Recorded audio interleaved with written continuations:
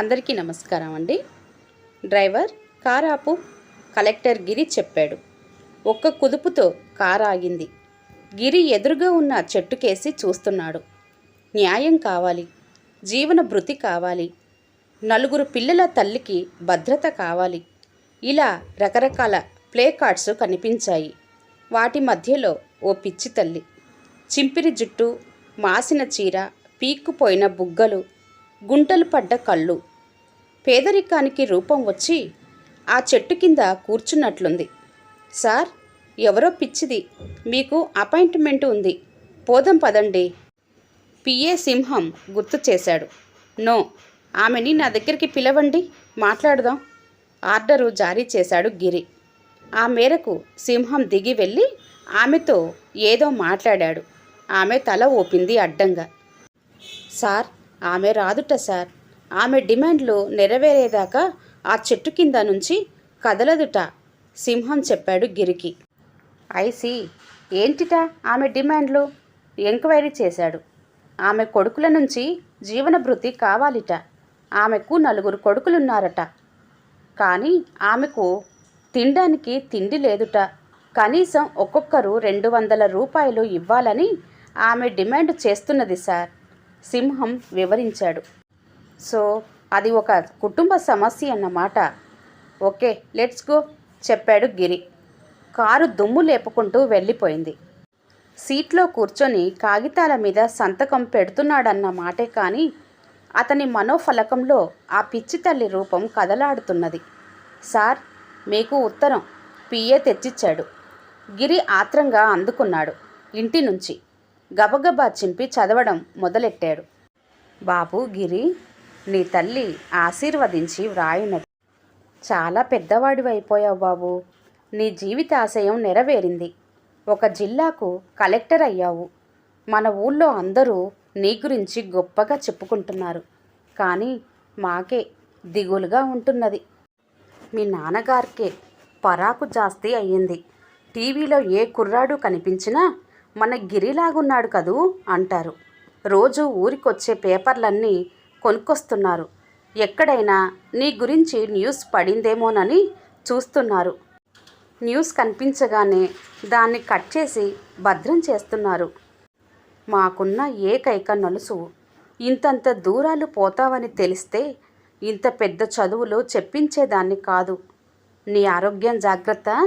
కోడలు పిల్లల్ని మనవన్ని అడిగినట్లు తెలుపు. గిరికి కళ్ళల్లో నీళ్లు తిరిగాయి. ఇట్లు మీ అమ్మ. నాన్నగారు తన్ను ఎప్పుడూ కలెక్టర్ కావాలని కోరుతూ ఉండేవారు. కానీ అది సాధించిన తర్వాత తన వాళ్లకు దూరమై 4 ఏళ్ళయింది.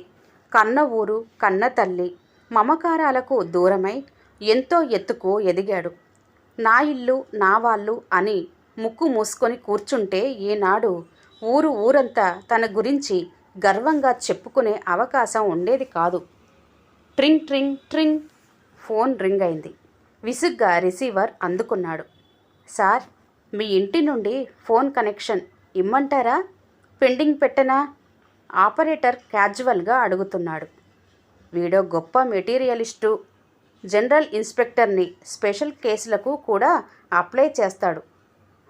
తొందరగా ఇవ్వు, కసిరాడు గిరి.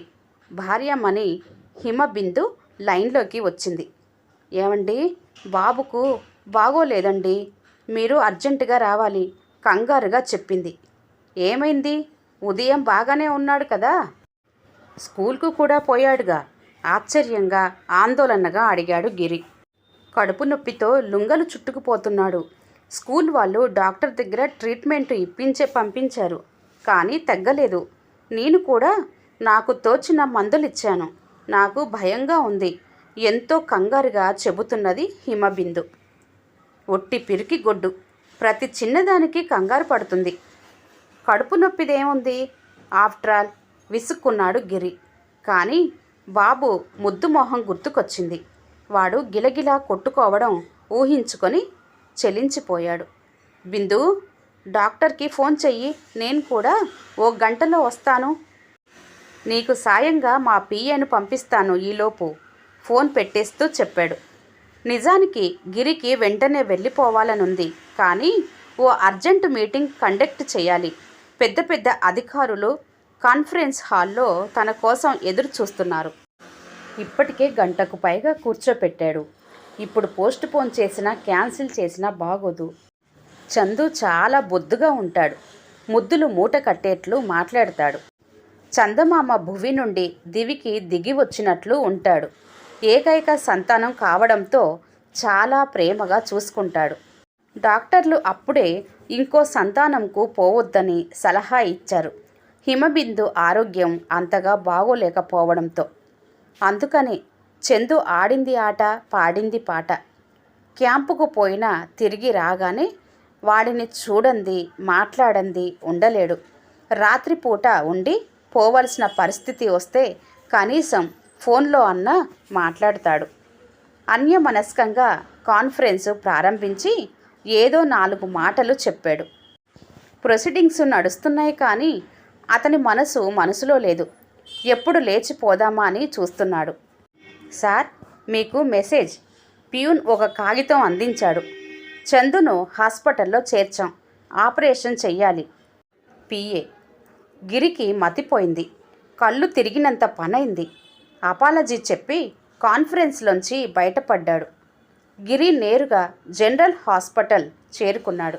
అప్పటికే ఆపరేషన్ థియేటర్లోకి తీసుకుపోయారు చందును. హిమబిందు వెక్కిళ్ళు పెడుతూ బయట కుర్చీలో కూర్చొనుంది. బిందు, ఏం జరిగింది? అపెండిసైటిస్ అండి. Emergency operation చెయ్యాలిట. హిమబిందు అంతా వివరించింది. గిరికి నీరసం ఆవహించింది. ఇంత చిన్న వయసులో ఆపరేషనా? వాడికేమన్నా అయితే తనేం కావాలి?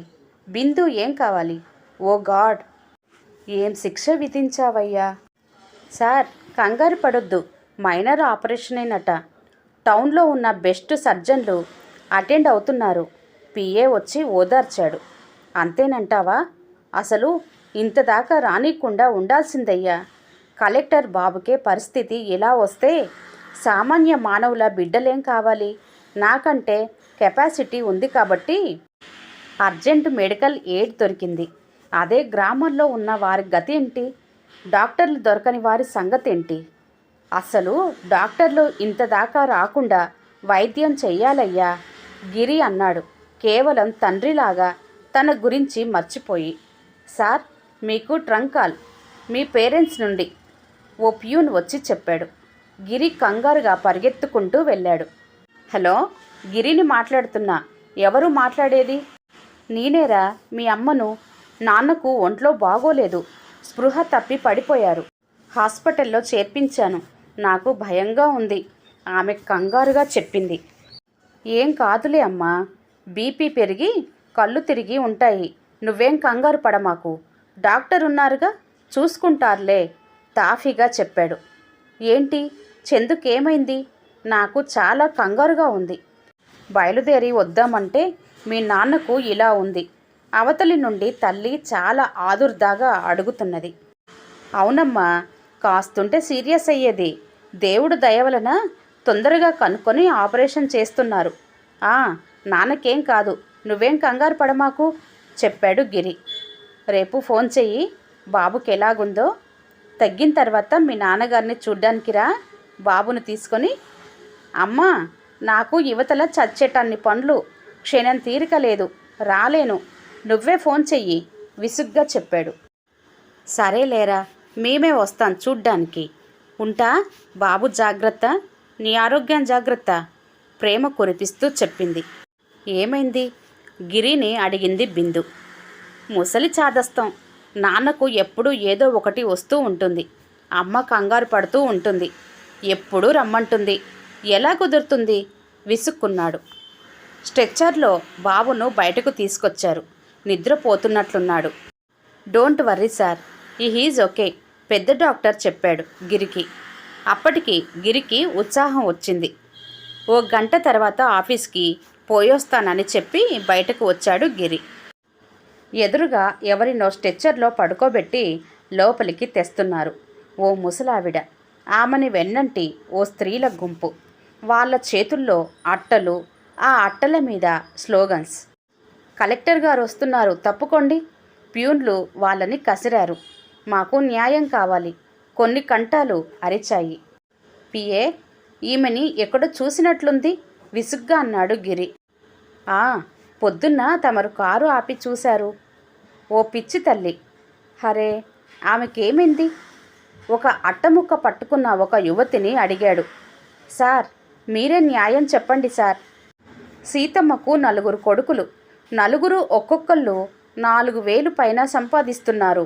కానీ 4 కలిసి ఆమెకు కనీసం 400 ఇవ్వలేరు. 400 లేంది ఒక మనిషి ఈ కాలం ఒంటరిగా ఎలా బ్రతుకుతుంది సార్?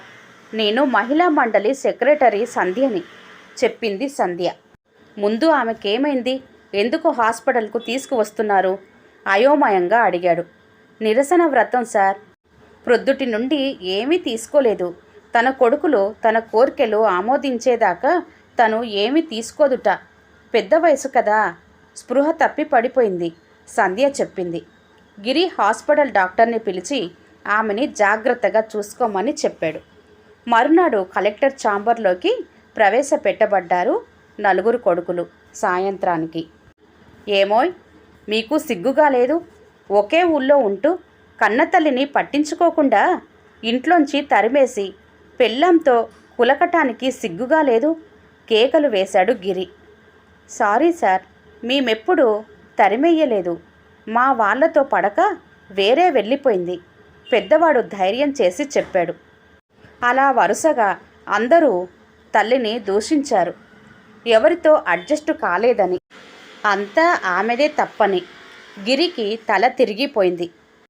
అనురాగం, ఆప్యాయత తల్లికి అందించాల్సిన బాధ్యత కొడుకులది.